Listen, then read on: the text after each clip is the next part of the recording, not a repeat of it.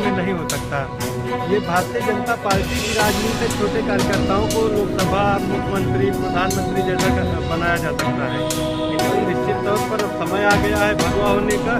Bharatiya Janata party का सदस्यता लेके हमारे यहाँ आए और सपना देखना है तो भारतीय जनता पार्टी से देखें, कहीं से पूरा होगा और कहीं से नहीं होगा। क्या रहेंगे इस बार मुद्दे अमेठी में चुनाव के? लोग मुद्दा रहेगा।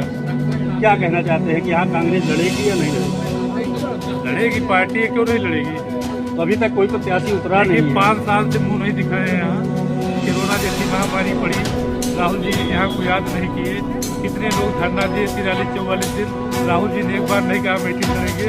केवल कुछ लोगों की दुकान बंद है, उस दुकान चलाने के लिए कह रहे हैं कि राहुल गांधी जी यहाँ से लड़ेंगे। उनके लिए वायनाड सुरक्षित है, अमेठी सुरक्षित नहीं है। दीदी स्मृति ईरानी ने जो काम किया है पिछले 9 वर्षों में, 9 साढ़े 9 वर्षों में, वो काम दिखाई पड़ रहा है। उस काम के विरोध से चुनाव लड़ेंगी। विकास मुद्दा होगा, सनातन धर्म मुद्दा होगा, हिंदुत्व मुद्दा होगा। चुनाव क्षेत्रीय स्तर पर कह रहे हैं, विधायक जी जीत गए हैं सपा के। क्षेत्रीय चुनाव क्षेत्रीय स्तर पर होता है, तो चुनाव राष्ट्रीय मुद्दों पर लड़ा जाएगा। चुनाव राष्ट्रीय मुद्दों पर होगा और भारतीय जनता पार्टी की प्रत्याशी। इस बार किसका चेहरा सामने आएगा बीजेपी में? बीजेपी में चेहरा नहीं सामने आता। जिसको टिकट देता है वही लड़ेगा। हमको टिकट देगा, मोहन यादव को टिकट देगा तो मोहन यादव मुख्यमंत्री होंगे, शिवराज को देगा शिवराज होंगे। हमारे यहाँ निश्चित नहीं है, जिसको टिकट मिल जाएगा भारतीय जनता पार्टी के कार्यकर्ता जुटकर वो जिताएगा। इस बार मुद्दा क्या रहेगा और क्या इस बार 2024 22 जनवरी को जो रामलला का उद्घाटन होना है मंदिर का, इस पर मुद्दा मेन रहेगा या कुछ और भी रहेगा?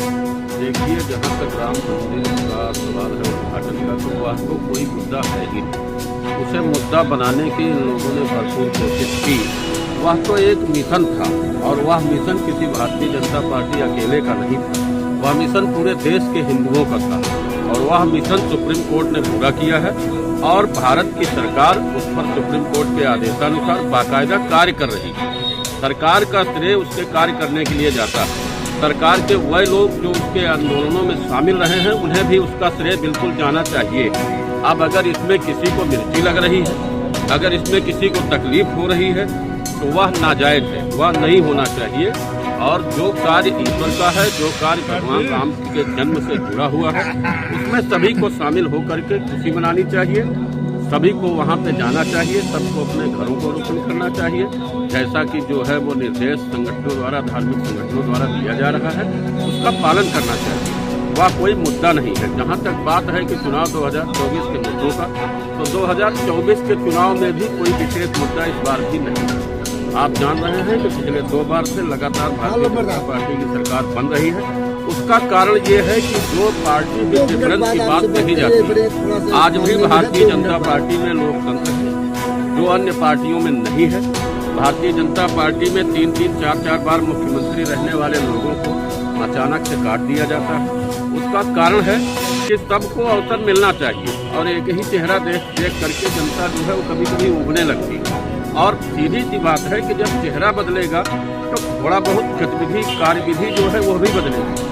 निश्चित तौर पर एक नयापन चाहिए और भारतीय जनता पार्टी ने हमेशा से आकार, कभी बंगारू लक्ष्मण जैसे अध्यक्ष बनाया जाता है, राष्ट्रीय अध्यक्ष बनाया जाता है, तो कभी जो है अटल बिहारी वाजपेयी को बनाया जाता है, तो कभी जो है आडवाणी जी को बनाया जाता है, कभी जो है वो इनको नितिन गडकरी को, ब्राह्मण को बनाया जाता है, कभी राजनाथ सिंह जी को बनाया जाता है।